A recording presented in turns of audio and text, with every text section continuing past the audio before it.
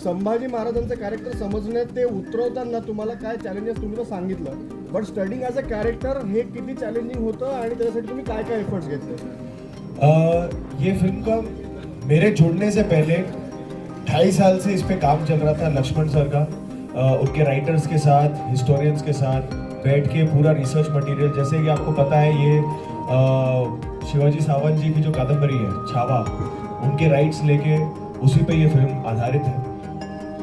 उसके अलावा महाराष्ट्र में जहाँ जहाँ महाराज के पैर लगे हैं, रायगढ़ हो और बाकी गांव और किले हो, वहाँ जा जाके 1 साल का पूरा प्रेप हुआ है कि सब फोर्ट्स को स्टडी किया जाए, उनका जो हम सेट बनाएंगे वो एग्जैक्टली डिट्टो वैसा का वैसा ही होना चाहिए।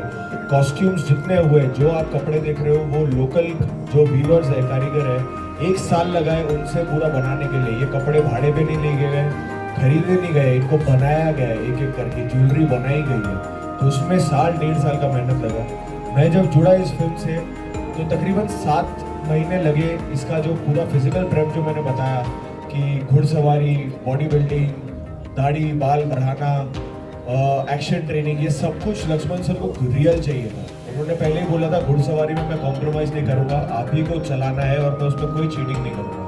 तो उसमें काफ़ी टाइम गया, बट उसके अलावा जो एक उस इतिहास की स्टडी होती है, उस कल्चर की स्टडी होती है, उस भाषा की स्टडी होती है, वो तकरीबन 7 महीने तक मैं रोज़ लक्ष्मण सर के साथ बैठता था, उनके साथ घंटों घंटों बात करता था। मैं बोलता था की सर तुम्ही महाराष्ट्रानं जाओ, मला माहिती आहे स्टोरी, मला माहिती आहे त्यांचा इतिहास, पण डिटेलमध्ये तुम्ही मला सांगा।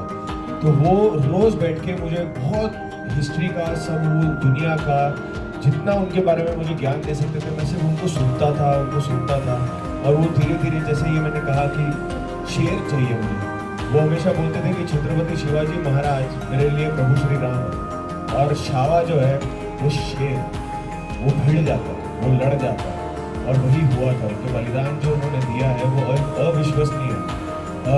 उसके अलावा एक और जो छोटी चीज़ जो लक्ष्मण सर ने की थी वो ये थी, पहले दिन से आज तक वो मुझे राजा बुलाते हैं, और वो छोटी सी चीज़ मुझे पहले लगा था, सच बताऊं, मुझे पहले लगा था he is being very sweet, it's a very sweet gesture, but मुझे मालूम नहीं था कि जब मैं शूटिंग चालू किया तब तक उन्होंने मुझ में इतना विश्वास डाल दिया था वो बोल के, क्योंकि जब सेट पे डायरेक्टर आपको राजे बोलता है तो हर एक इंसान आपको राजे बोलता है।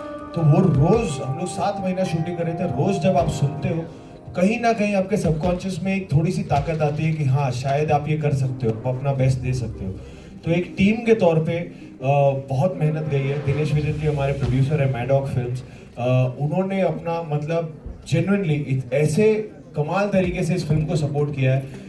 मुझे याद है लक्ष्मण सर ने मुझे जरा हट के जरा बच के भी इन्होंने ही बनाई थी, और तभी बोला था कि अगली फिल्म आपल्याला छावा बनानी चाहिए। दीनू सर ने तभी बिना सोचे वो अग्री किया था कि इसको सबसे ग्रैंड तरीके से इस देश को नहीं पूरी दुनिया को ये कहानी बताएगी, और उसमें एक भी कसर नहीं छोड़ेंगे। तो पूरी टीम एक साथ में आके बहुत मेहनत से और बहुत सच्चाई से ये फिल्म बनेगी। सर सिद्धार्थ गौतम मराठी विचारतो। हाँ जी, एक पहिली गोष्ट आहे की बायोपिकच्या वेळेस आपण तो अभ्यास करतो, रिसर्च करतो, आणि शूटिंगच्या दरम्यान तुम्ही ते पात्र जगता। शूटिंगच्या नंतर तुम्ही छत्रपती संभाजी महाराजांचा कोण आयुष्यभर घेऊन जाणार आहात, पहिली गोष्ट। दुसरा प्रश्न माझा असा आहे की छत्रपती शिवाजी महाराज, छत्रपती संभाजी महाराज यांच्या संबंधित अनेक पुरातन वास्तू फार पडीक झालेल्या, दुर्लक्षित होत आहे। सरकार होईल तेवढं करत आहे, नाही करत आहे असं म्हणत आहे। तुम्हाला काय वाटतं की त्या जतन करून ठेवण्यासाठी काय केलं? पहला सवाल सर, क्या चीज़ मेरे साथ रहेगी, वो उनकी निडरता है। और मैं सिर्फ बैटलफील्ड की बात नहीं कर रहा हूँ कि वो गए और 127 जंग लड़ी, वो तो निडरता है ही, पर एक जीवन में जो निडरता है। इमेजिन करो कि 9 साल का बच्चा अपने पिताजी के साथ आगरा से निकलता है, पिताजी अलग हो जाते हैं, बच्चा अलग हो जाता है, पिताजी उनका संस्कार भी कर देते हैं ताकि दुनिया को लगे वो अभी रहे नहीं, और वो 9 साल का बच्चा अकेला आगरा से लेके रायगढ़ तक आता है। उनकी क्या मनोस्थिति है, वो बच्चे ने क्या जीवन में ऑलरेडी देख लिया है कि उनको वो एहसास है कि आगे क्या लेगेसी को मेरे को लेके जाए। क्या सोच के जिजाऊ भाई साहब ने शंभू राजे को भेजा होगा कि तू भी साथ में जा, ये देखने की देख तेरा दुश्मन कैसा है, आगे तेरे को देखना है। उसके मन में, उसके दिल में कितनी ताकत रहेगी, उसकी आत्मा में कितनी ताकत रहेगी। तो वो एक जो निडरता है, एक ख्याल, मैं कुछ भी करूँ। जैसे हम लोग ने इस फिल्म के लिए भी सोचा था कि छत्रपति संभाजी महाराज कुछ भी करें, बैठे उठे चले, बात करे, लड़े, उसमें एक असर्टिवनेस ऐसा होना चाहिए कि वो मिशन है, वो पूरा करके ही वो सांस लेंगे। चाहे ग्रंथ लिखना हो, चाहे कविताएं लिखना हो, चाहे कुछ भी भाषाओं का ज्ञान लेना हो, वो पूरा वहां तक गए। बलिदान देना हो, ऐसा बलिदान दिया है कि जनरेशन आगे तक याद रखेंगे और उससे इंस्पायर होकर लिटरली एक एम्पायर को खत्म कर दिया।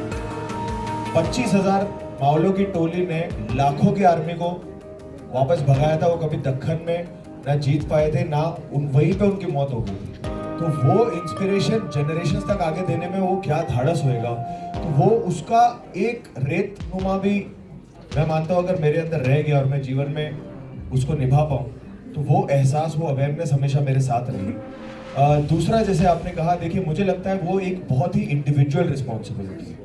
हम एज कलाकार, हम सोसाइटी में ये कर सकते हैं काम कि वो जो भी गलत सलत लिखा है, गलत सलत बोला है ओवर द इयर्स, और कई नरेटिव्स में वो मनवाया गया है कि हाँ ऐसा था, उसको पोषने के लिए हमारी तरफ से ये काम। अब हर इंडिविजुअल का अपनी जिम्मेदारी है, अपना काम है वो ढूंढना कि वो कैसे वो कर सकते हैं, उनके वैल्यूज को कैसे आगे लेके जा सकते हैं, उनकी ग्लोरी को आगे वाले जनरेशन में कैसे लेके जा सकते हैं। इसलिए मेरे को बहुत प्राउड फील होता है, बहुत इमोशनल फील होता है जब कोई बच्चा आता है और बोलता है जय छत्रपति शिवाजी महाराज की जय, क्योंकि ये बहुत जरूरी है।